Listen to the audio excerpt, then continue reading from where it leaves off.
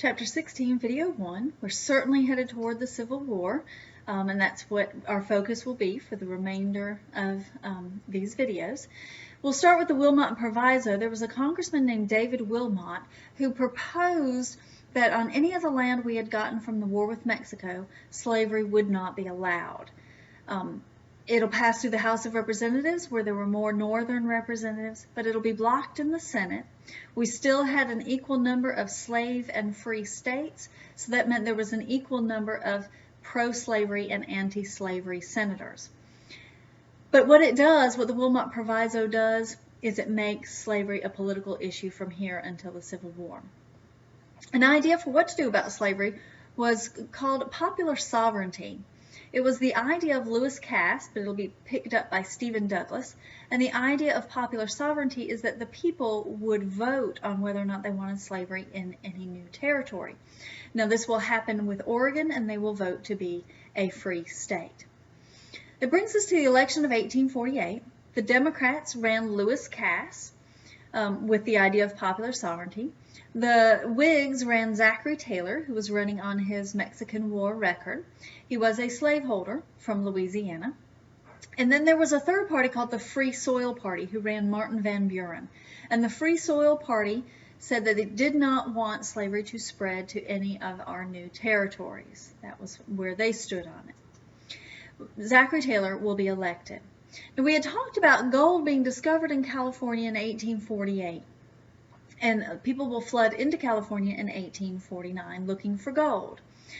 Well, these folks flood in, mostly men with their get-rich-quick ideas, and it became a very lawless, dangerous area, such that within 6 months of their arrival, 1 out of 5 of these gold seekers was dead. So President Zachary Taylor is going to send John C. Fremont to California. He's going to say, go get those people in shape, bring some law and order to the area, call a convention, and write a state constitution to give to Congress so that California could become a state.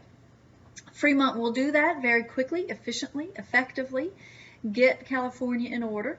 They put together a constitution and submitted it to Congress, but this constitution called for California to be a free state.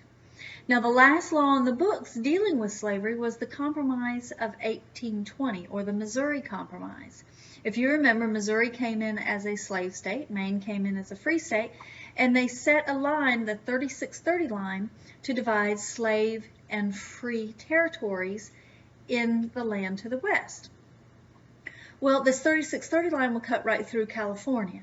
And so Southerners protested against the California Constitution because they felt they were being denied that Southern California territory as slave territory. So what will end up happening out of this debate in Congress is we will see a compromise called Clay's Compromise, or the Compromise of 1850, or the Great Compromise. And it has several different points. You might want to make a few notes on your PowerPoint.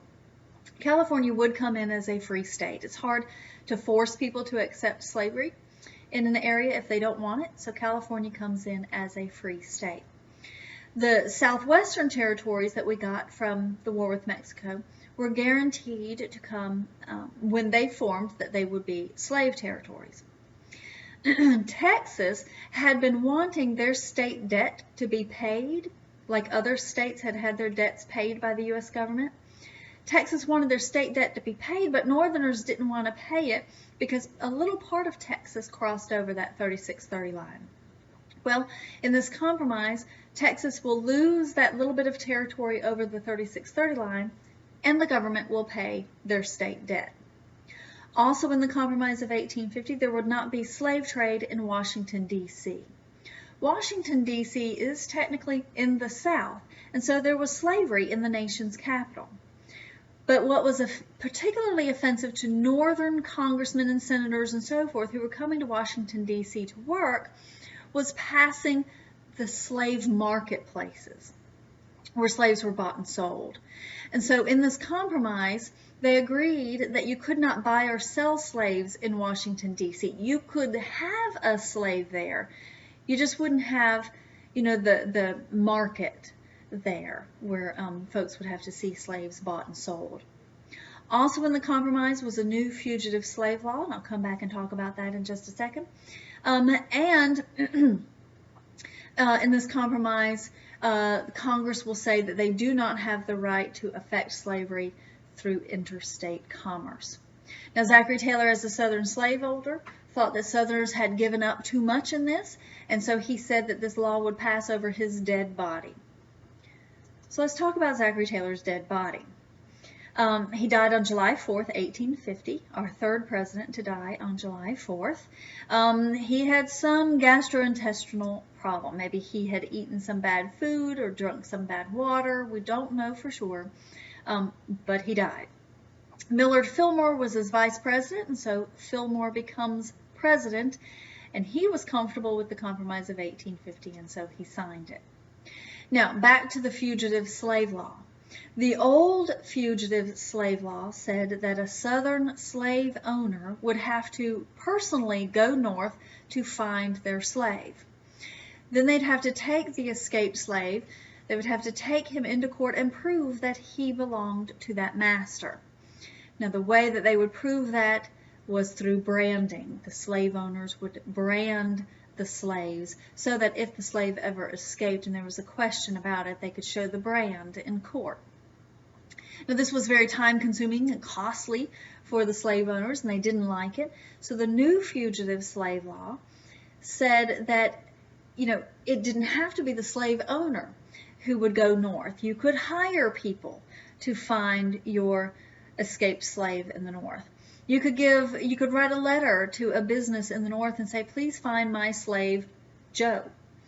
And you could describe him as being anywhere from 5'5" to 6'5". You could say that he was anything from 100 pounds to 400 pounds. Give very vague descriptions. And then this business would go and find your escaped slave meeting that description. When they did that, all you needed to prove that that slave belonged to the owner in the South was to have two white men testify in court that that person was that slave owner's slave. Now, that black person might be a free black in the North and might have papers proving it, but black people weren't allowed to testify in court, so they didn't have a voice in it. There were also rewards given if you turned in a runaway slave. There were also fines and penalties and punishments if you knew somebody was a runaway slave and you didn't turn them in. So this became a form of legalized kidnapping, and the Northerners were outraged by it.